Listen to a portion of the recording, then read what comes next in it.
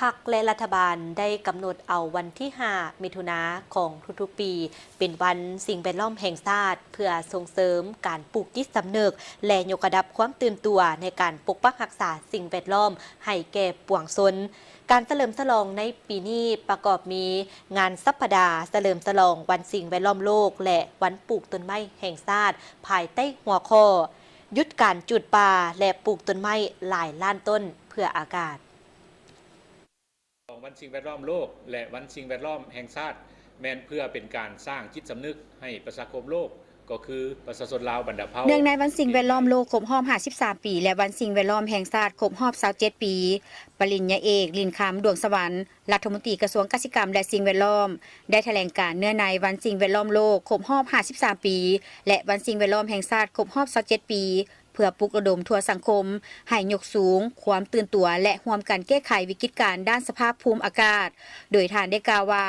พรรคและรัฐบาลได้กำหนดเอาวันที่ 5 มิถุนายนของทุกๆปีเป็นวันสิ่งแวดล้อมแห่งชาติเพื่อส่งเสริมปลูกจิตสำนึกและยกระดับความตื่นตัวในการปกปักรักษาสิ่งแวดล้อมให้แก่ปวงชน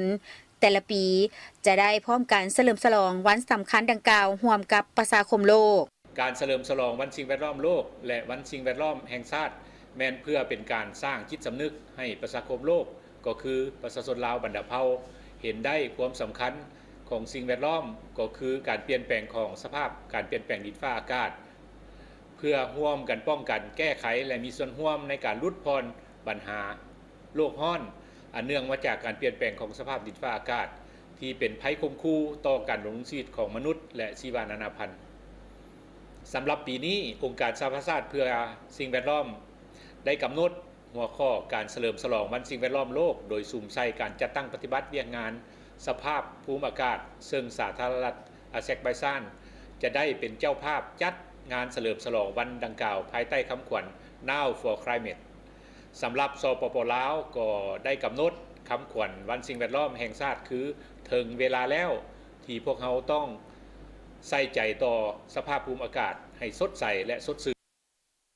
สำหรับสาธารณรัฐประชาธิปไตยประชาชนลาวได้กำหนดคำขวัญวันสิ่งแวดล้อมแห่งชาติคือสภาพภูมิอากาศให้สดใสและสดชื่นคำขวัญการเฉลิมฉลองวันสิ่งแวดล้อมโลกในปีนี้แม้นมีเป้าหมายเน้นหนักใส่การแก้ไขปัญหาการเปลี่ยนแปลงดินฟ้าอากาศที่เป็นปัญหาท้าทายและส่งผลกระทบอันหนักหน่วงต่อหลายประเทศในโลกปัจจุบันพวกเราบ่เพียงแต่เผชิญกับภาวะโลกร้อนธรรมชาติแต่กำลังก้าวเข้าสู่ยุคภาวะโลกร้อนแบบรุนแรงที่สะท้อนให้เห็นถึงความอันตรายของวิกฤตการณ์ดังกล่าวที่ต้องร่วมมือกันรีบร้อนแก้ไขสำหรับสาธารณรัฐประชาธิปไตยประชาชนลาวก็เผชิญหน้ากับปัญหาผลกระทบจากการเปลี่ยนแปลงของดินฟ้าอากาศและปัญหาสิ่งแวดล้อมเสื่อมโทรมเช่นสภาพภูมิอากาศที่มีการเปลี่ยนแปลงโดยเฉพาะในฤดูแล้งอากาศร้อนอบอ้าวอุณหภูมิสูงขึ้นเกิดมีไฟไหม้ลามปา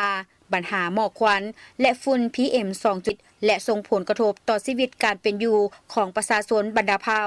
รวมทั้งการพัฒนาเศรษฐกิจสังคมของชาติบรรดาท่านที่นับถือและหักแพงสำหรับสปป.ลาวก็เผชิญหน้ากับปัญหาผลกระทบจากการเปลี่ยนแปลงดินฟ้าอากาศต่อปัญหาดังกล่าวรัฐบาลได้ให้ความสำคัญของการแก้ไขปัญหาการเปลี่ยนแปลงดินฟ้าอากาศโดยการสร้างนิติกรรมและยุทธศาสตร์ที่สำคัญเช่นยุทธศาสตร์แห่งชาติการแก้ไขปัญหาการเปลี่ยนแปลงดินฟ้าอากาศดำรัสว่าด้วยการเปลี่ยนแปลงดินฟ้าอากาศดำรัสว่าด้วยสินเชื่อคาร์บอนและได้เชื่อมสานเอาเวียกงานดังกล่าวเข้าในแผนพัฒนาเศรษฐกิจสังคมแห่งชาติ 5 ปี 2026-2030 และได้กำหนดคาดหมายการลดพรการปล่อยและเพิ่มการลดดูดซับธาตุไอเฮือนแก้วให้ได้ 60% ภายในปี 2030 และให้เป็นศูนย์ในปี 2050 โดยการหันไปสู่การผลิตพลังงานสะอาดการนำใช้รถไฟฟ้าการ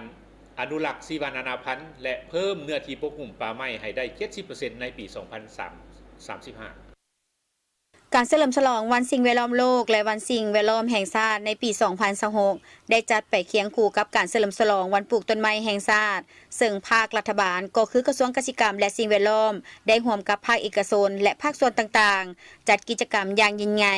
เพื่อปลุกระดมและสุขยุให้ทุกภาคส่วนในสังคมทั้งภายในและต่างประเทศเห็นได้ความสำคัญของการปกปักรักษาสิ่งแวดล้อมและพร้อมใจกันเป็นเจ้าการในการป้องกันลดพรและแก้ไขปัญหาสิ่งแวดล้อมและการเปลี่ยนแปลงของสภาพดินฟ้าอากาศด้วยการลงมือปฏิบัติด้วยตนเองโดยเริ่มจากการปลูกและบัวระบาดต้นไม้ลดพรการนำไส้พลาสติกบ่ทิ่มบ่จูดขี้เหงื่อซาทรายบ่จูดพื้นที่การผลิตกสิกรรมและบ่ทำลายป่า